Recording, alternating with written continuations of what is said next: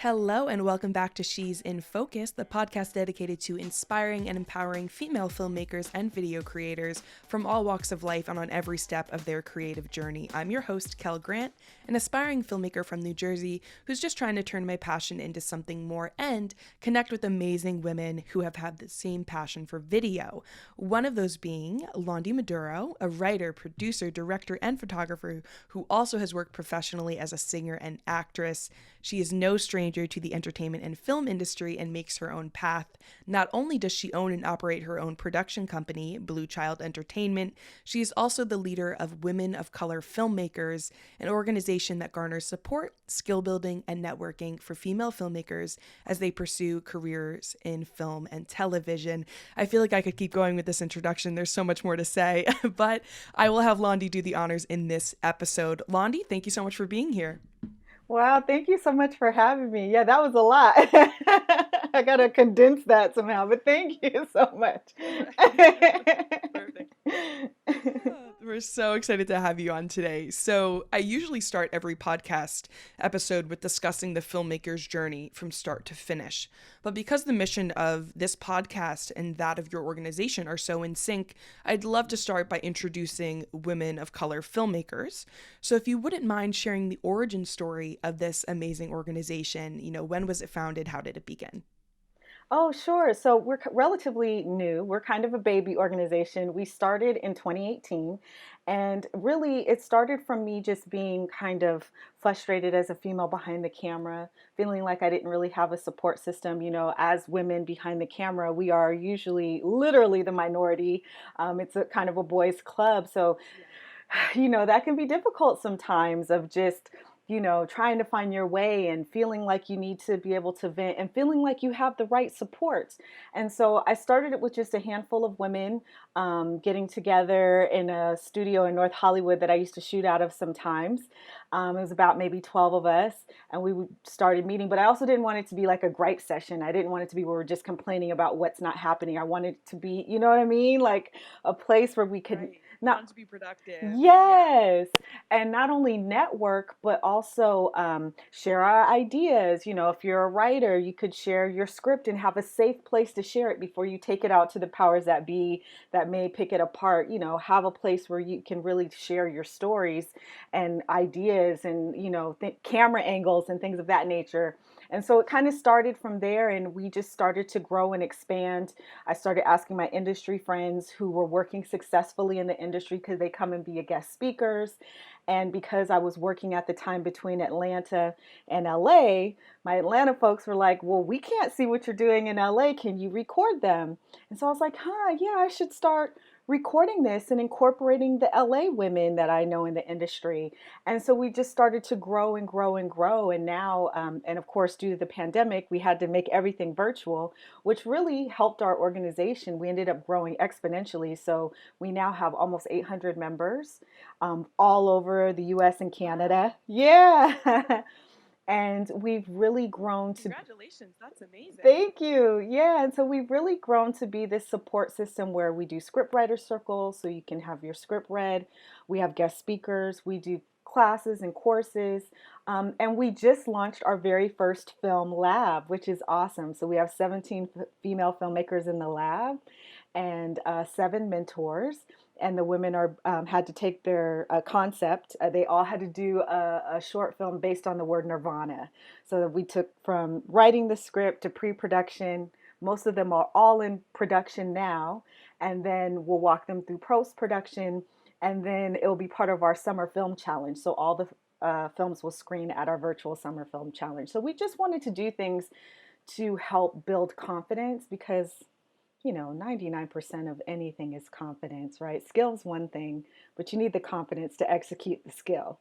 And so we wanted to be that that safe space. Yeah, absolutely. And I think, especially for me, the one thing that helps me build my confidence is seeing other women who are empowered with the same goals and dreams that I have, and to see them make them a reality and kind of work alongside of them and see our journeys parallel. That really boosts my confidence because I'm like, if they can do it, I can do it too. So I think that, the film lab sounds amazing, and what an awesome opportunity for those women and even for those mentors to be able to have such a tangible impact on the lives of so many filmmakers. That's amazing. Yes, yes. And even with, with you saying that, like when I started this, it really was just to help others not have to deal with some of the things I had to deal with. But it's been such a blessing Right. because it feels so good when someone says, I didn't think I could do this, but you showed me that I could, or you pushed me out of my comfort zone. And I mean, we have members who only join. One of the ladies, she only joined like 9 months ago. She's already doing her second short when she didn't even think she could direct a film. And she's like, oh my God, Lord, you make me believe I could do anything. And for someone to tell you that, it's just such a beautiful thing that I didn't realize how much it would enrich my life by helping other people. So I feel so blessed, really. Y- Yeah, I mean, it has such a personal impact, and I'm sure it not only, changed the way that you feel about yourself, but also probably encourages you to keep pouring yourself into this organization and continue to build it. Yes, exactly. You are so on point. We just became a 501, or excuse me, we just became a nonprofit, and now we're working on becoming a 501(c)(3). So, which, again, I wasn't thinking that. I was just thinking it would be a group of women who work in the industry, we'll get together and help each other, not this thing that it's grown to, but it's a testament to the fact that it's needed, you know. We need a support system, and we need to be able to kind of have a safe place to learn and grow, and then we can go out and deal with the dramas of being behind the camera, being a DP or being a grip, and not be threatened to take those jobs. You don't see a lot of women working in sound or working as gaffers or any of that. And it hasn't really felt like a safe place where we could do that, right? Yes, you see female directors, but there's still not a diverse number of female directors, and there are so many diverse stories that need to be told. So I'm working to change that narrative. That's my goal. Awesome, awesome. I'm so excited to get into the specific types of programs that you run too. I want to discuss those. But we both have been trying to find other women in the filmmaking and media space, particularly women of color from marginalized groups. What was this process like for you? Because we are in the minority, but that doesn't mean that there aren't a ton of women out there creating and making a name for themselves. It's just a matter of finding them and building community. So what was that like for you, that process of growing it? Sure. So I think, word of mouth is amazing because you're right. There wasn't a lot. Like I said, we started very small. What definitely, I think when COVID hit, we had about 400 members who had just come through hearing about us. Also, me posting when we were having certain guest speakers who probably had more of a draw, and I'd post them in all the filmmaking social media groups that I could, and that started bringing people in as well. But during COVID, so many people were looking for, it's like, okay, this thing that I've been putting on the back burner, I've been wanting to pursue my career in film, or I've been wanting to write a script, but the 9 to 5, now we're in lockdown. I have no excuse. Let me really try to create, to be out there and network. And so they'd find us on Meetup because that's where we started. We started on Meetup. So a lot of them would find us on Meetup or through various Facebook groups. And I don't know if Facebook like put us on the forefront, but all of a sudden we got like an influx of people, and a lot of people from Canada. I'm like, how did you even hear about us in Canada? And they'd be like, I saw you guys on Facebook. So, I think it just came out of, there is a need. And when you build something, it will find you. Like, I didn't think we'd ever have this many people. And I can't say that I've wholeheartedly like marketed, you know what I mean? I haven't been out there, doing all of that or investing any marketing dollars, but there is a need for this. And no one's doing it really. And so there are organizations that are out there to support women once you get there. But to get that confidence to get there, or get the skills to get there, if you can't afford, you know, film school, we have women who are very young, just starting out of high school and college. And then we have women who are coming back to filmmaking because it's always been their dream, but they had to raise their children and support their families. And now at 50, they're coming back, or 60, they're coming back. So our range is from like 18 to 60 years old. and all different shapes and sizes. And so that makes me feel good because we can speak to this woman who's straight out of college, but then we can speak to this woman who's lived a life and raised children and now are coming back to do what they love. So it's amazing when you build it. When they say when you build it, they will come. It is so true. It is so true. And it's so nice that it sounds like your group really honors the journey. Like you were saying, there are plenty of groups for you once you already have the title of director, once you already have a few things under your belt. But when you're just starting out, there's so much apprehension that you experience that having a sense of community and having, being surrounded by other women with similar goals and ambitions really is a driving force. And that is definitely a niche that it needs to be filled. And luckily there's space for more than one, group. It's amazing to see, Women of Color Filmmakers. There's also other ones. Another woman I had on the podcast named Maya Fulmer, she created Media Empress for those who are just starting their journey but are so intimidated by gear or want to, join YouTube but and want to become filmmaker YouTubes like the next Peter McKinnon and whatnot, but don't have a space to be able to kind of step into that role. So and then of course this podcast that's just honoring the stories of every woman on any step of their journey. It's just amazing to see, and to bring all of these efforts together is just an awesome opportunity, because it's so interesting. When I first started this podcast, I really thought, wow, there's nothing else like this. There's where am I going to find all of these women to be guests on my podcast? And I ended up posting in a Facebook group, and I think that's where I found you. And over 200 people, women, commented on this. And I was like, wow, here I am. I thought I was alone. And all it took was me putting myself out there. And like you were saying, if you build it, they will come. And it's just been an amazing, amazing experience. And it really, speaks to the power of what community does and what a need that community fills in people's lives. One thing I learned, though, is that if you're trying to build a group, it's not just about, inviting people to join you. It's also about providing value to them in order to have engagement and to build the actual community. Because it's one thing to throw everybody in a Facebook group, but if you guys aren't engaging or talking to each other or connecting, the mission is missed there, I think. So I wanted to talk about a few of the ways that you bring value to the members of Women of Color Filmmakers. And I saw a few different programs. So I'm going to list a program, and I would like for you to tell me a little bit about each program and your experiences running these events and workshops. For sure. Perfect. Yeah, definitely. So the first one is the Scriptwriter Circle. Yeah, so our Scriptwriter Circle is a weekly event. We do this every Wednesday. And this was started out of a need for, women who have scripts, but we're having them read in other groups that didn't really understand them. Like, for instance, we had a woman who brought a script to us who she's Cuban, and it was based on colorism. And she had it read in another group, and they didn't understand colorism. And so they told her, this doesn't make sense, this, and so, she read it, we read it for her, and we got it instantly.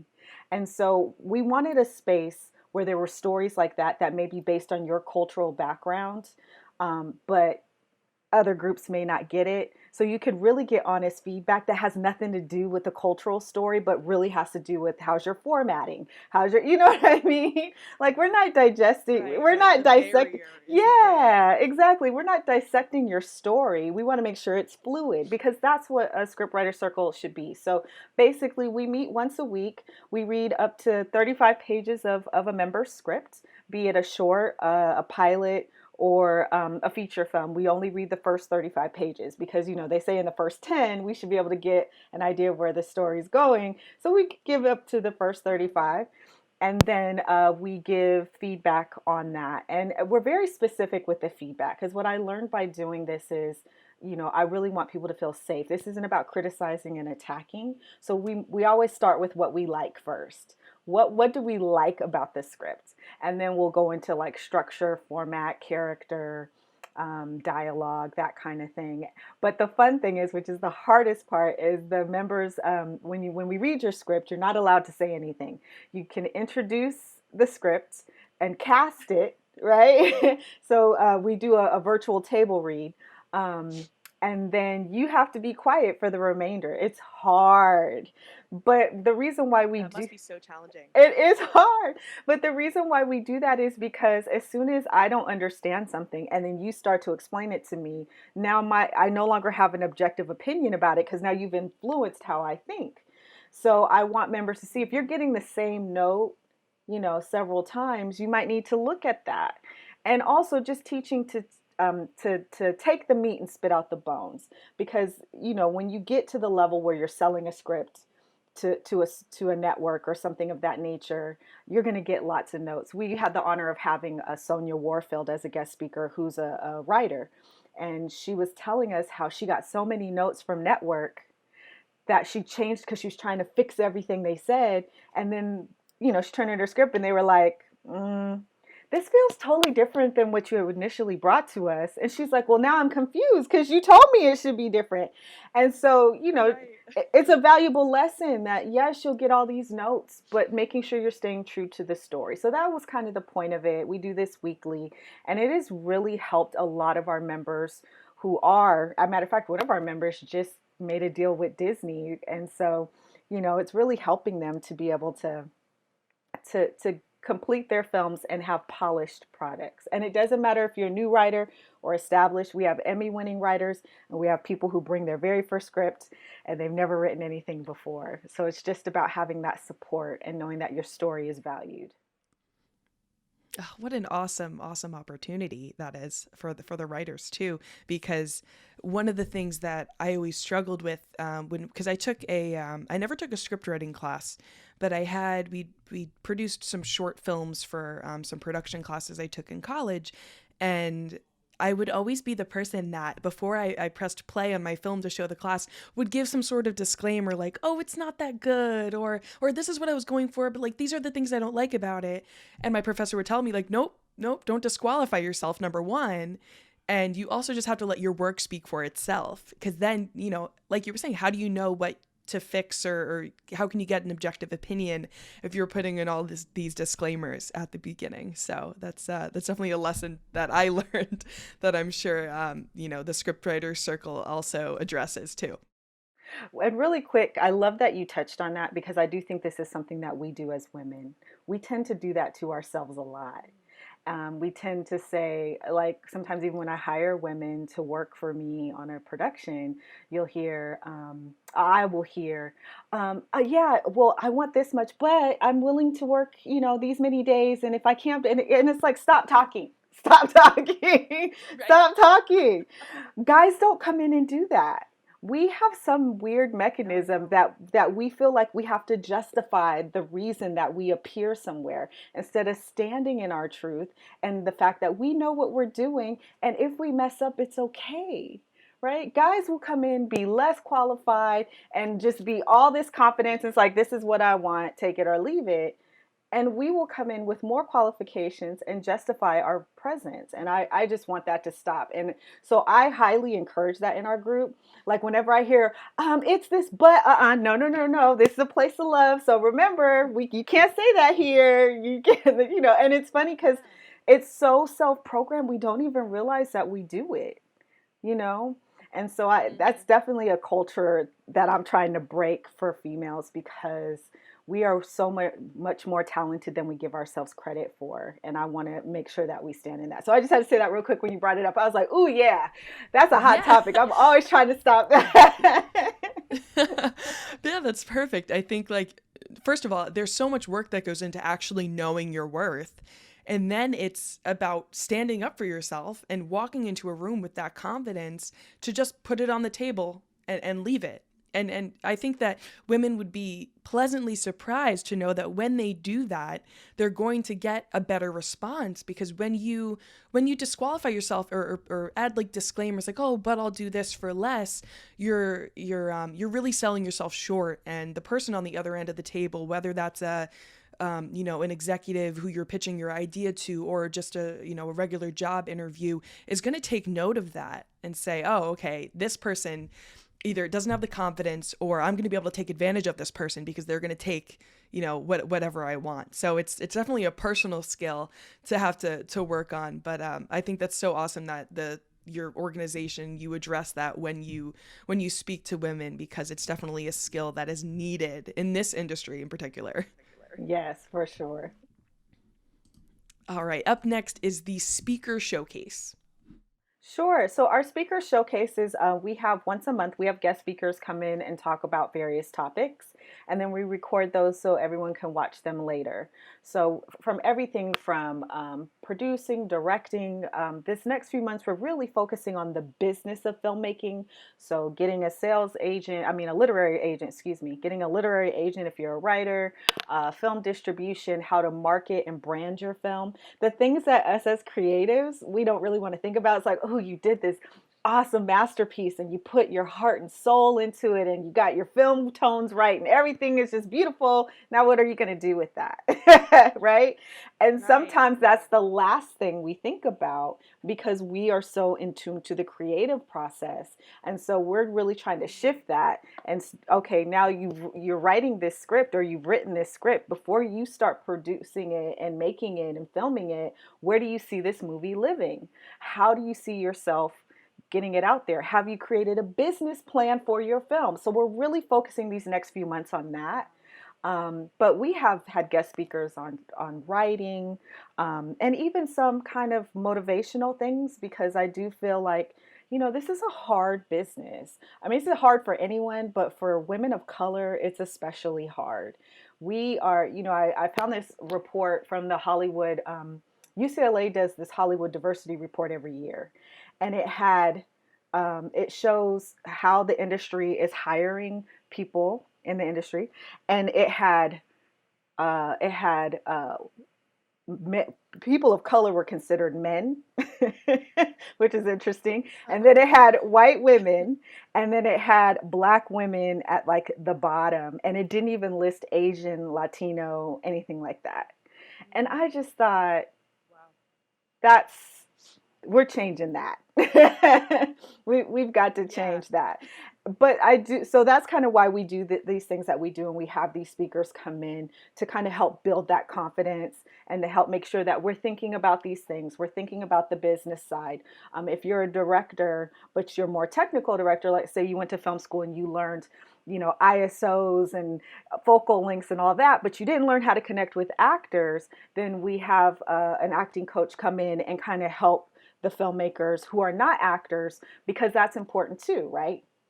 And then vice versa, we'll have, people come in and kind of teach the more technical sides of directing that actor turned directors don't know, because they know the acting side. So we try to cover all the bases, and really I try to go by the buzz that I'm hearing. If I'm seeing a lot of, oh, I don't know this, or I need to know more of that, then I try to bring in speakers to fill that need. So it's been an awesome thing for people to learn, and you don't have to keep it all if you can't stay for the whole thing, or if maybe you watched it and you took copious notes, but now you feel like you're forgetting something. You can always go back and watch the replay, and it's been pretty awesome. It's an awesome thing that we do. That's great. It sounds like the chosen speakers kind of really fill the gaps in the knowledge that that certain roles have, like you were saying, technical director versus a director that focuses on relationships with actors, kind of being able to fill in the gaps and just kind of elevate yourself as a whole. Because I think that one of the things I noticed about you when I read your bio and I was looking at your website is that you are someone I would call a multi-hyphenate or a multi-talented creative, in the filmmaking industry. Producer, director, you've been in front of the camera, behind the camera, you're so multi-talented. So I think that you've probably had to go on your own journey of connecting all of these and filling in the gaps. So being able to provide that for other people, I think is really powerful. Thank you. I appreciate that. Of course. So one thing I want to talk about is representation too, because I want to get your opinion on how that you feel if times have changed and if they've changed enough, and if we have more of a long way to go. Because I listened to an interview with Sandra Oh from Grey's Anatomy and Killing Eve, and she was saying how many marginalized groups are still waiting for their Black Panther, meaning, you know, a film cast with individuals who look like them. And Black Panther, in a way, did that for the Black community. But one breakout mainstream film that appeals to the masses, you know, that isn't where we should stop. If anything, it should be an example of what's possible and kind of a landmark of where we need to go. And there are more movies now that are telling Black stories and amplifying Black voices, but we can and we should only go up from here. So I'd just like to hear your take on that. I totally agree that we have not arrived. I always say Hollywood's a changing, but it ain't a changing that fast, right? And so even with the you know the that we're now seeing more Black stories, and it's also not just because of Black Panther, it's because of everything that happened in 2020. Yes, you're starting to see more Black projects, but I totally agree that there's still not enough diversity. We're still not seeing, we still are stereotypically placing certain minority groups in certain stereotypical roles. And so that is why I push for what I push for in our group, because we've never seen, you know, a Muslim woman's story other than the stereotypical things that we think about Muslim women, right? Or that, or what we've seen in media. We don't see, like I told you, example of the woman in my group who's Cuban, and that colorism story of there's an issue between a brown skinned Cuban person and a light skinned Cuban person, and what that meant in a certain period of time, which as a Black person I can relate to, as someone who know that my grandparents probably dealt with that. But who knew that this is happening in other places? Some people are totally ignorant to that. Or we have a Filipino woman who told us a story of these, I can't remember the name of the group, but these women were like pleasure women to the military men, and they thought they were coming over here to the United States to start this new life, and then they become pleasure women. There's all these stories that are not being told, you know, and so I don't think it's changed very much. I think Black Panther was an awesome start, but let's be honest, back in the day we had the Cosby Show, which we all thought was going to change things too. It went into a different world, and for a minute there, we finally saw a Black family that was highly educated, right? The Huxtables was a doctor and a lawyer, this affluent family, and we saw how they lived, but we didn't have another show like that. We didn't get another show like that. So I think that part of the issue to me is that we have to start making these things happen. You know, I always say, you know, whether you love or hate Tyler Perry's work, you can't hate his hustle, right? Because he did something that no one else did. He didn't wait for someone to invite him to a studio, bless you. He built his own studio. And so I think that's the mentality that we have to start having, is stop waiting for the powers that be to open the door for us and build the damn building. Excuse my language. You know what I mean? Like, we got to stop waiting for that, because no one's going to give that to you. They don't understand our stories. They don't understand the story of an Asian woman who's not an immigrant, who actually grew up in San Diego, but still had to deal with certain life basic issues. You know what I mean? And so I think that we have to make those changes. It's why I do what I do. It's why I fight so hard. It's why when I'm tired after a full day of working on my own stuff, that I'm there for one of our members who may say, Londy, can I just get your feedback on this? Because it has to start somewhere. And even if it's on a grassroots level, like you said, with what you're doing and other organizations who are out there grinding, the more we all come together, the more that this is going to change. But even as you see the diversity and the changing, I can't remember the exact number, but there was I think it was all the minority directors. Actually, I think it was just Black. Let me correct myself. Black directors who were in the $20 million club or something like that. I'm sure I'm butchering the amount of money because it was in the millions. But my point was, the only female, it was all these Black males. The only female was Ava DuVernay. That's a problem. She's the only one. You know what I mean? That's a problem. And so I just feel like there needs to be a huge change, and we have to make it happen. And I think this is where it starts, because it is very sad that we don't see more Asian stories or more Latina stories, or more, we have a lot of Iranian women in our organization, women who are from the Middle East, Lebanese. Where are their stories? Other than, us seeing a terrorist or something silly, like the true stories of how they live these beautiful, rich lives. We're not seeing that. And that will also help break those stereotypes. When other cultures can see these people live just like you and me, they cry, they have children, they have heartache, they laugh, they celebrate. And once we start seeing that, some of the stereotypes and the fear and stigmas we have of other cultures, I think will stop. But this is my soapbox. I could be on this all day. But No, I think I it has totally to agree. start. Yeah, it has to start with us making the change and stop waiting for people to give it to. No one's going to give it to us. Why would they? Why Right. why would you Right. want to They didn't want us give here in up? the first place. Right. Right. Like, why would I want to give up all the power and control? Right. That's funny. And media portrayal directly affects how we're treated in everyday life, and that's true for so many, marginalized and minority groups.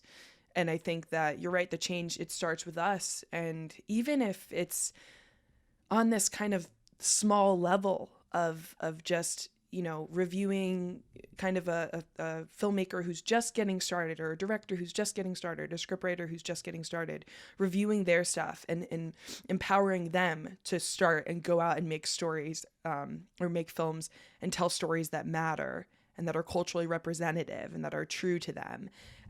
It really builds on each other. And then before you know it, you have a group of all these women who have the same mission and are making waves.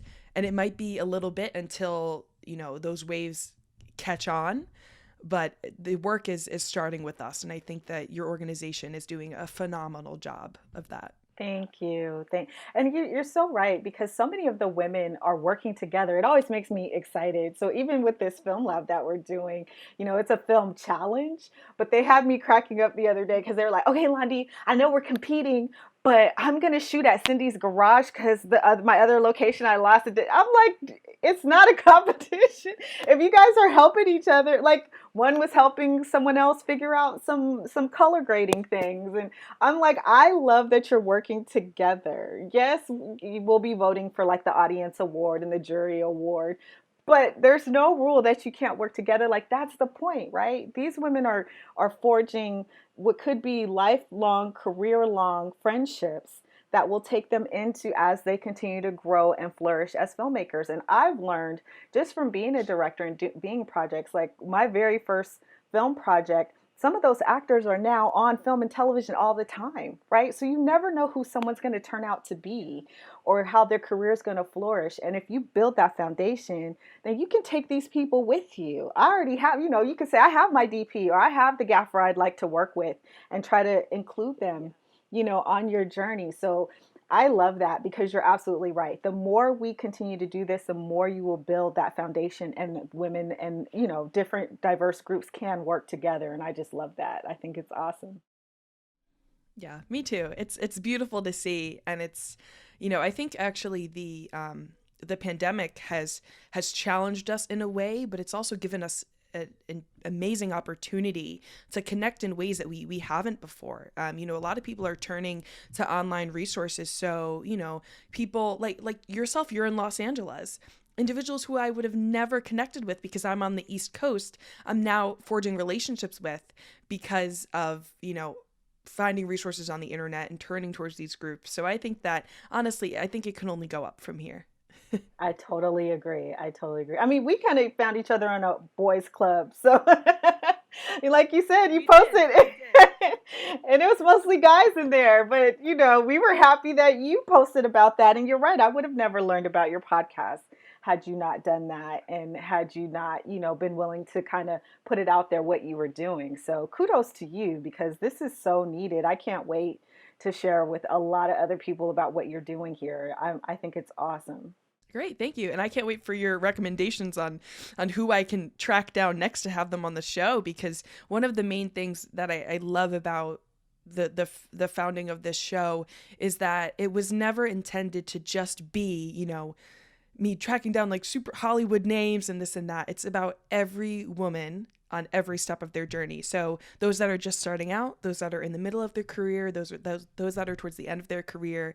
I want to hear every story and every facet of the industry. So I'm going to definitely be leaning on your organization to find more guests and feature their stories. Oh, for sure. I'd love to. Perfect. So let's work backwards a little bit. And I want to hear kind of your origin story. How did you get started in the industry? Sure. So I actually started as a model. Started modeling, but I'd always loved acting, and of course, like in school, did plays and stuff like that. And then from modeling, like I said, I parlayed that into doing like commercial work and acting. But I grew up singing, so I kind of the music things kind of took off for me, and I stopped acting for a while and just kind of sung backup. I toured as a backup singer for a reggae artist for a while, but that became difficult because I had a child, and it was hard to be on tour when you have like a little kid, So Of course. Yeah, of course. yeah, and so I came back and really started focusing on my acting, and I realized how much I hated auditioning. Like, kudos to all the actors out there who audition on a regular basis. I personally hate auditioning. I hate that you call me at 9 and I have to be in audition at 12. It's like my day is planned. Don't call, like it was not, it wasn't, or just not feeling like I was enough. Oh, you look like so and so, or you're not this, or you're not. I was just like, what, this is way too much for me. So I just decided, what, I want to start working behind the camera. My dad was a photographer when I was a kid. He shot weddings and stuff. And so I went to school for photography, and I really enjoyed that. So then, of course, I started shooting headshots for all my actor friends. And then, Naturally. right, it's like, what do you do if you're an actress who turns photographer? You're doing headshots. And so after that, I started, really wanting to get back into the filmmaking. I'd always loved writing, and so I did a lot of creative writing in school. I did really well with writing, creative writing in school. And so I decided I wanted to, I understood camera angles and ISOs and focal lengths and shutter speed since I went to photography school. So I was like, okay, I want to parlay this into filmmaking. And so I got a group of friends together and I made my first short, and it wasn't hideous. I'm like, you always hear, oh, it's going to be horrible. Your first project's going to be horrible. It wasn't that bad. We did well on the film festival circuit, and we got a lot of attention because it was kind of about domestic violence, in a way, about dealing with relationships that you really need to let go, but you don't. Clearly, I'm always into this activism thing. I don't know where this came from, but that's kind of where it started, I guess. So we did that film, and it did decent. And then I co-produced another project, and I realized I was really good at producing. Like, I understood how to put projects together, how to get people together, which, the ladies in my group always tease me because they say I'm good at pushing people to do things outside of their comfort zone.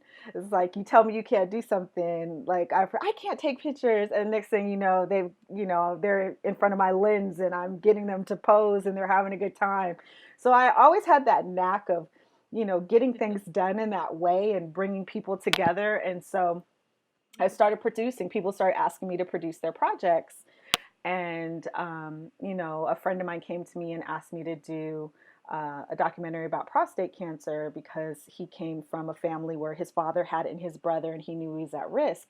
And I didn't know much about prostate cancer at the time. And I didn't feel like my filmmaking skills were there just yet because I had been producing, writing, and directing. Producing and writing, but I hadn't directed. And so I was like, Sure. let me do some other things. I ended up doing actually we met because I did direct an infomercial. So I had only directed one other thing that I met him on.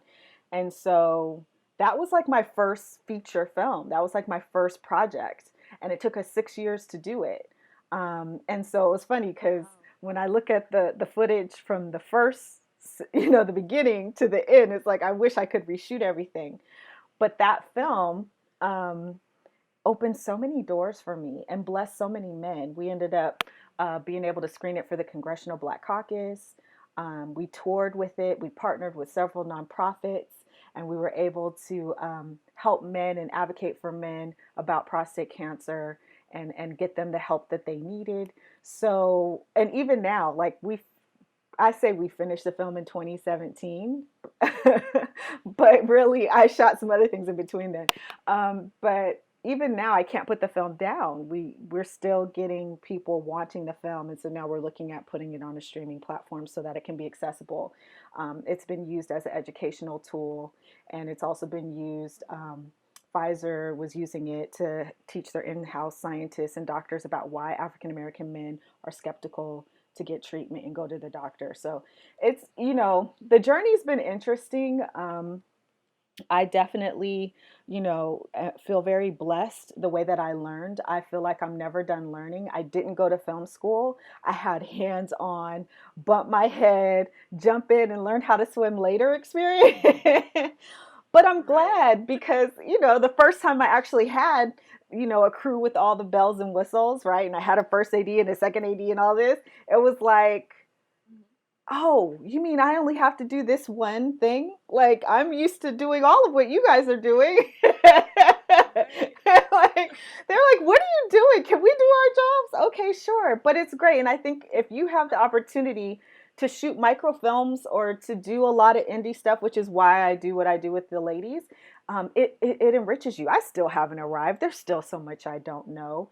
But I'm proud of the fact that, I, put it down on the line and just went for it and did whatever I could to start building myself up as a filmmaker. And I'm still doing that. But as many people as I can help along the way, I feel like it's really important to me to do that. And so that's kind of my goal. I feel like I kind of rambled, but I think in a nutshell, you get where I'm coming from. No, it's perfect. Yeah, you took us from start to finish, which was perfect. I love that it's always interesting to me how you can go into a project and you're proud of the outcome, and then it kind of takes on a life of its own. And it sounds like the Silent Killer documentary did that. It lives beyond the 6 years that it took to make it, and it's still making an impact today. And I think that, like, what more could you ask for from a project or from a film? Oh, for sure. You never realize how something can impact someone else, and for me, the fact that it has impacted so many men. I mean, I had to start having either a doctor at a screening or someone who could help them because they were coming up to me sharing their personal business. And I was like, okay, so I'm not a doctor. I'm just a filmmaker. Right. Like, let me get you somebody to talk to. But I realized that need is there, right? It's filling that need, and you never know how something you create can impact someone else. So keep creating. That idea that's been swimming around in your head that you're like, I don't know if I should do it. I don't know who's going to care, who's going to listen. Do it because somebody needs it. No matter how superficial it may seem, someone needs that, even if it's just to encourage them to go out and step out and do what it is they want to do. It's so important. But yes, you're absolutely right. I never thought. They tease me too at the nonprofit that I work with a lot because now I'm on the health disparities task force. And they're like, I bet you thought you were done with this movie, huh? I'm like, yes, I can't put it down. But I'm grateful. I'm very grateful that something I created is helping so many people. Absolutely. So obviously that's a pretty high bar coming off of that project. So what really excites you about a project or gets you interested? Is it the story and the subject matter? Was that the case for The Silent Killer? Or is like financial compensation also a factor? Does it vary? For me, it does kind of vary. For Silent Killer, I didn't know anything about prostate cancer. So when Chris is his name, when my friend Chris came to me about the project, and he was telling me how he knew that he was at risk, but nobody's talking about it. Well, that's how you get my attention. If I know that there's something going on, but nobody's doing anything about it, I am the one who's going to be like, well, how can we change that? And so I'm grateful that he did, because about 6 months into doing the research for that film, my father was diagnosed with stage 1 prostate cancer. And our family didn't know anything about prostate cancer before that. So I was able to give all this information to my dad, and then my dad agreed to be in the movie. And so for me, it was like, okay, there's an issue here. So definitely I am about things that uplift, that are, I like things that, maybe have a message, but aren't like message at the end. I hate that, like I want people, I want to pull at your heartstrings or draw your attention to things that you may not have thought of or thought from that perspective. Because I feel like a lot of times, even going back to what we were talking about, understanding different cultures, it's not putting yourself in that other person's shoes and understanding their perspective. And so I like doing that. I like, putting people in other people's shoes so you can really see it and so you can stop with the stereotyping things. Um, Sometimes, yes, I will be honest, I have taken projects for monetary reasons. I mean, I have bills to pay. um, but I try to be, I try to be strategic. And I do tell the women in my group this too. Sometimes you may take a project, not because it's going to help you financially. Maybe you don't like the script the best, but the relationships that you'll develop from doing that project may bless you beyond, anything you can imagine. Definitely there's been those projects for me where I was like, okay, do I really want to attach my name to this? Like, but the relationships I made, they're now my lifelong friends. They're my go-tos. Some of the people who worked on the project, they're like, if I need a DP or they're my first call, because of that bond. So definitely, I think for me, I try to weigh, of course, if it's a great story, and as I get more, I guess sophisticated in my career, that will probably change more and more as I go. But right now, I do look at, things from, is the story good? Is it uplifting people? And am I going to be able to make some good networking relationships out of it that can not only bless me, but the women in my organization? Wow. Your journey sounds like it's been so enriching on every step of the way. And looking at you now, several years under your belt in the industry, you seem to have it all together. Can you tell us about any struggles that you had along on your journey? Any roadblocks that you ran into? I do not have it all together, so let's start there. I do not want to make it sound like it was easy. It's not been easy. That's pretty much why I started Women of Color. There has been times when on my own productions, my production, that I'm paying the cast and crew. I had a camera person. It was my first time working with him, and he came to the set, and I was trying to go over with him what we were going to be doing that day, and he wouldn't look at me or talk to me. Like, he would not talk to me. And so he looked to the DP and he said, I thought I was working for you, not her. And I was just like, and I just smiled, right? Because then there's that fine line of, if you're too aggressive, then you're the bossy B word, right? And so I just smiled and I said, I said, no, you're working for me. And if you'd like to get paid, you need to fill out this paperwork, right? And so he did, but it was a 2-day shoot, and we were, I couldn't, I was kind of stuck. It wasn't like I could fire him and find someone else. We're on set, we're about to work. I had to deal with this. And so for me, it was just, I believe in killing people with kindness. So I did used to work in the medical field, and I knew that, a lot of times when I worked in medicine, they take things out on you because they're sick, and half the time it has nothing to do with you. So I think that helped me deal with some of the stuff I've had to deal with in the industry. Have I been, insecure in certain things sometimes because of how I've been treated? Of course. Intimidated? Of course. But even if I have to go in the restroom and count to 10 to keep my blood from boiling, I always try to come back out with a smile and make sure, that I handle it with respect, because as the director and producer of a project, I set the example for the behaviors that happen on set. And so with that guy, just, I tried to kill him with kindness, made sure that I was assertive though, because sometimes what you'll get is the questioning, of what you say. And by the end of the 2-day shoot, he was, oh my God, Landi, I love working with you. If you ever need another camera operator, I'm happy to. And I was thinking, I will never hire you ever again. But I just smiled. He really thought. Yeah, he thought it was great. He was like, oh, she proved herself. She does know what she's doing and what she's talking about. And I'm like, dude, I'm paying you. I ain't got to prove myself to you. Like, I'm paying you to be here. But, that's going to happen. That happens to women all the time. That has happened to me countless times where I've had to stand my ground. And any slight bit of weakness was assumed, not weakness, excuse me, uncertainty was assumed to be weakness. Like if I was like, I don't know, or let me check that really quick. Oh, see, she don't know what she's doing. Did it, that kind of stuff. And I have to come back. Oh, no, no, no.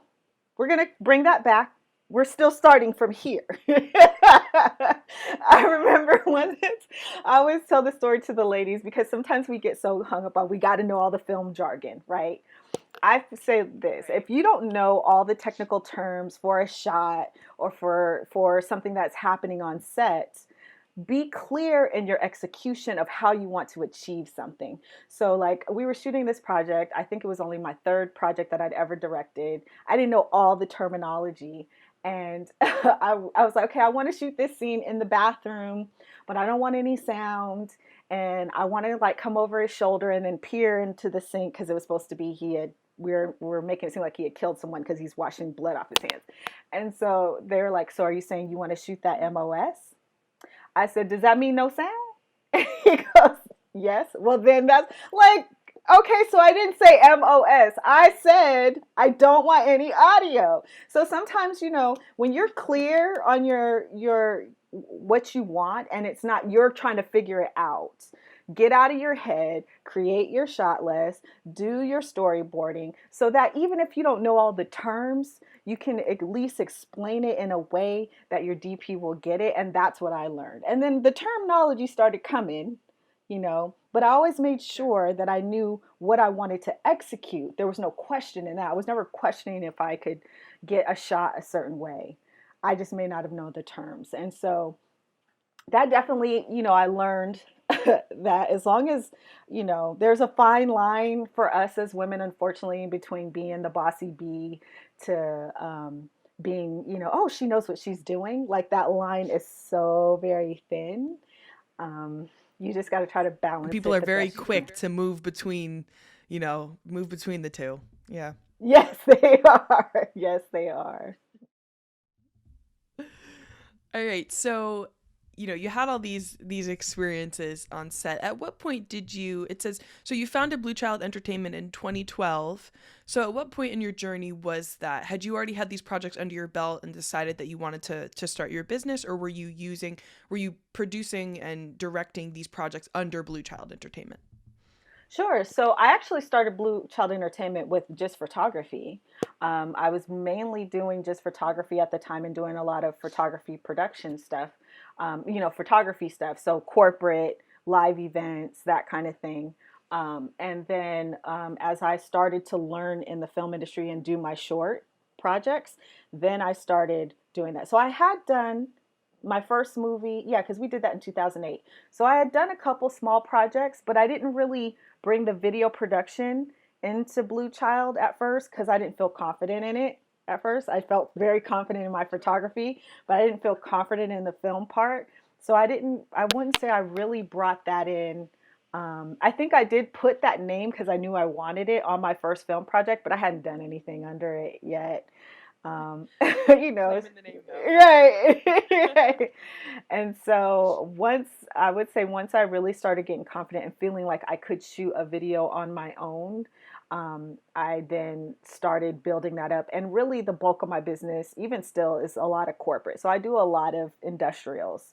So a lot of, if you see those sexual harassment in the workplace videos or, or, or, online learning tutorials or, any kind of instructional video for my clients, for my business clients, small business commercials, like which really helped build my videography muscle, and I was able to parlay that into film, but also bring my storytelling element from film into my industrial clients. So then their videos aren't just talking heads; they actually feel like they're telling a story. So it's been awesome to marry the two together. And really be able to create something that's unique.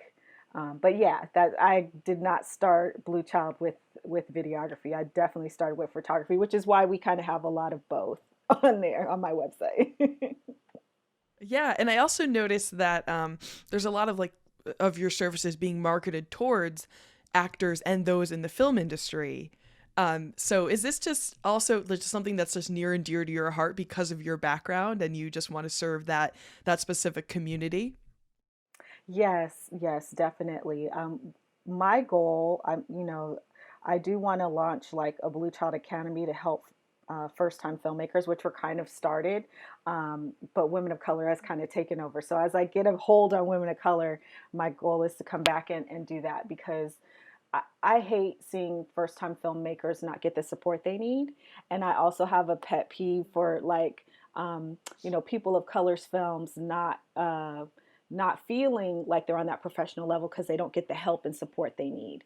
And even some of the courses, like in Blue Child Academy, we have a director's course, and I often get filmmakers who actually went to film school in my class, and I'm thinking, you should be teaching me.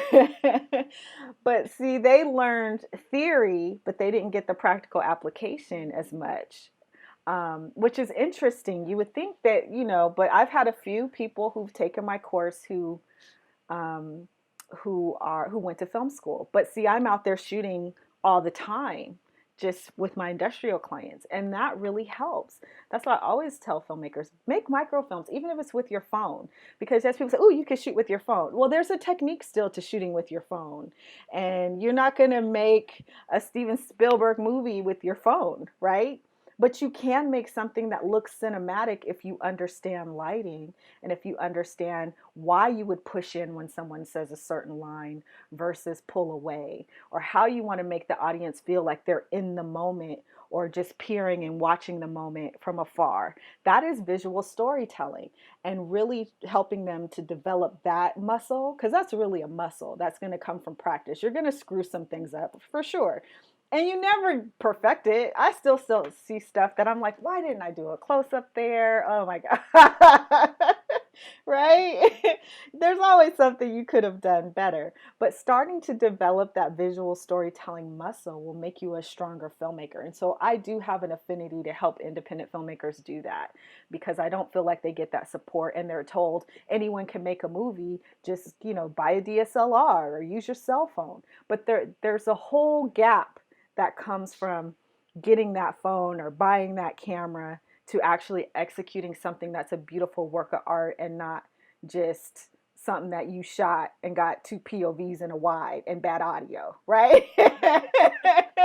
There's a whole gap between here and here, and I want to help filmmakers understand that, because I feel like there's a lot of wrong information out there. So that's like my next endeavor.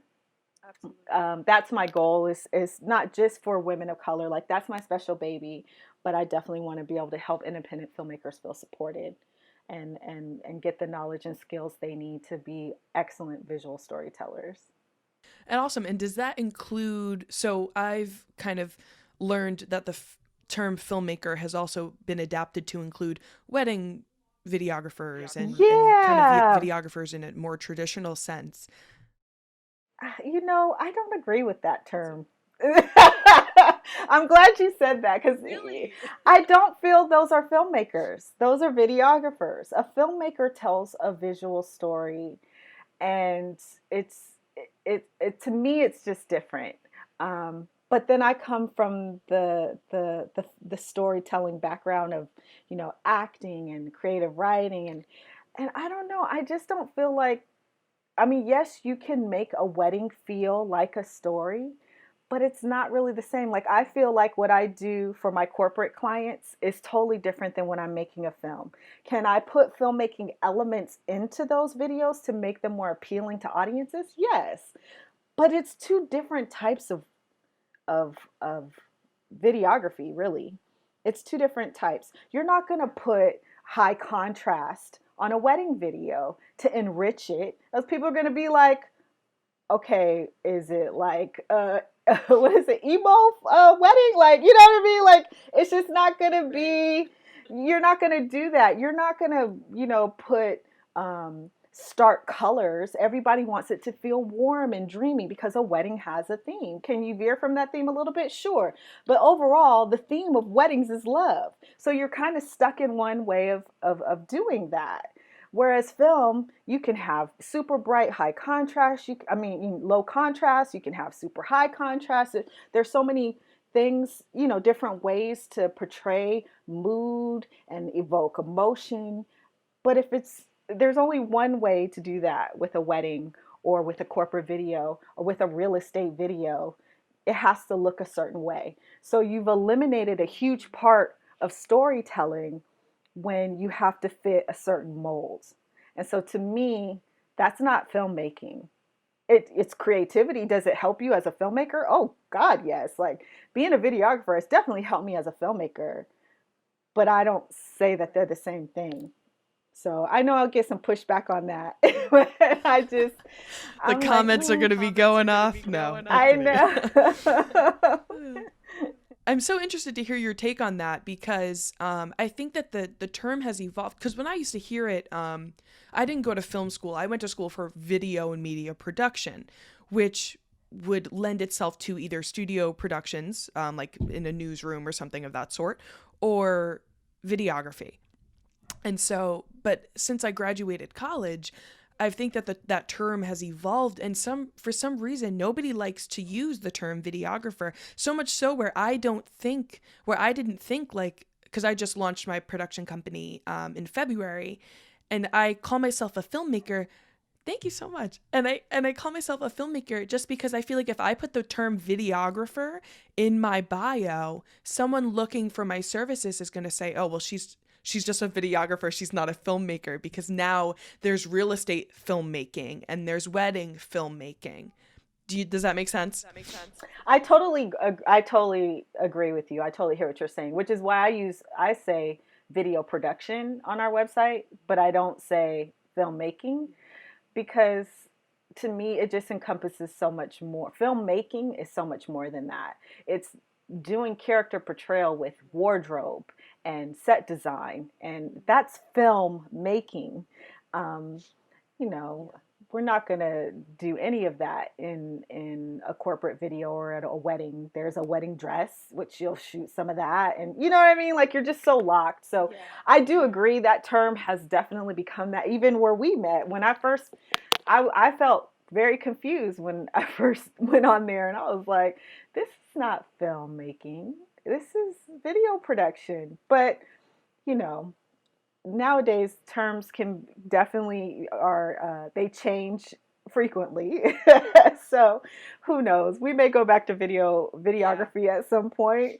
But I do think that if you're putting that term, you got to be very clear as to what that means, because clearly it means different things to different people,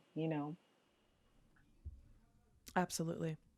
I think that, and this is the last thing I'll say on this topic, that it's that people like calling themselves filmmakers for different niches because it's more cinematic. And that's the thing. I never associated videography with anything cinematic. I'd never seen a cinematic corporate video, talking head video. I've never seen before, I found this full-time filmmaker group and such. I've never seen a cinematic wedding film.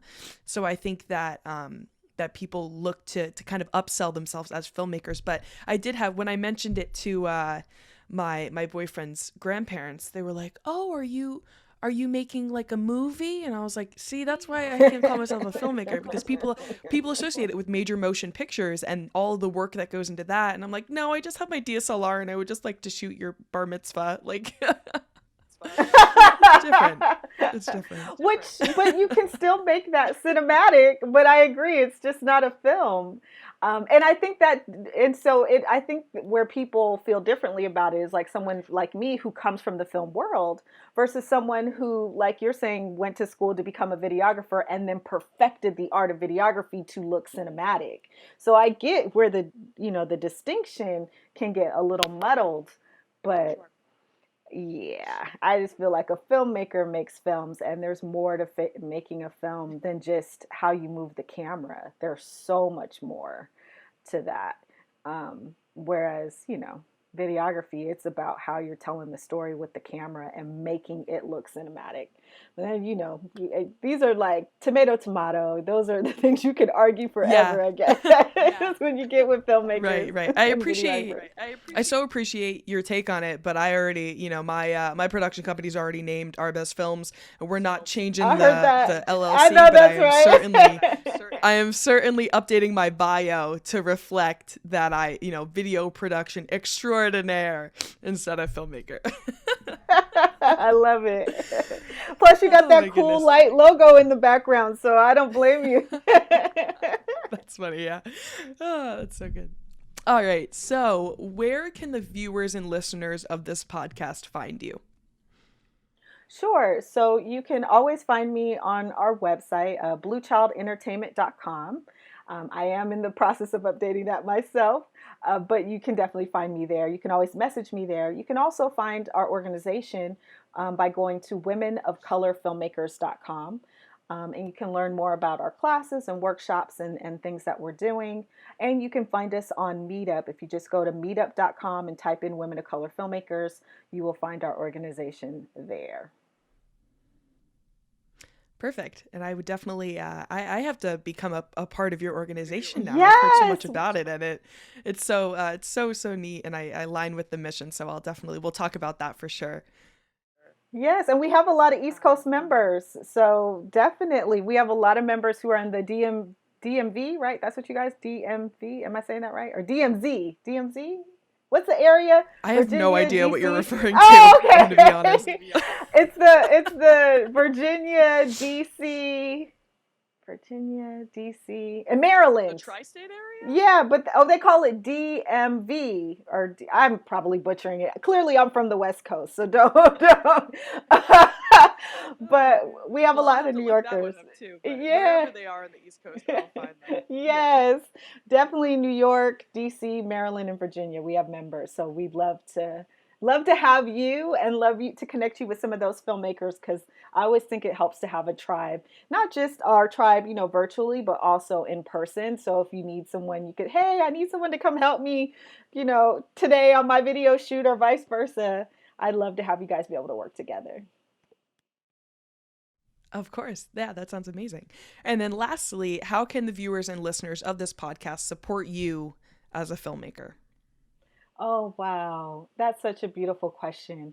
For me right now, I really want to put the support to Women of Color Filmmakers. So if you guys go to the website, like I said, we're just in the process of becoming a 501c3. We do accept donations. We can't write you off tax-wise just yet until we're officially a 501c3, but your donations make it possible for us to continue having programming and opportunities for women of color who are seeking to build their careers in film and television. So we can do things like the lab. It's a lot of work that goes into the lab. We want to provide awards, and our goal is to eventually be able to give grants and scholarships to women. So any support there, and even if you can't make a monetary donation, just visiting the website, attending some of our events, our summer film challenge. It's virtual, it's free. You'll be able to attend and just support these women. It's so important. So if you check our website, as soon as that information is available, we will be posting it there. But that would mean the world to me if you guys continue to support Women of Color Filmmakers. Perfect. I know I will be supporting 100%. Londy, it's been so amazing talking to you. I'm so excited to see where this relationship goes too. I'm so happy to have met you, and I think that our organizations are your organization and my podcast, I'll say that, will grow in tandem together, and I'm just so excited about that. So thank you so much for your time today. Yes, thank you for having me. It's been an honor, and I definitely am going to put the word out about what you're doing and how we can support you, because it's very important that we support each other. So I will send some people your way, because I want to make sure that you're uplifted and supported as well. Wonderful. Thank you so much.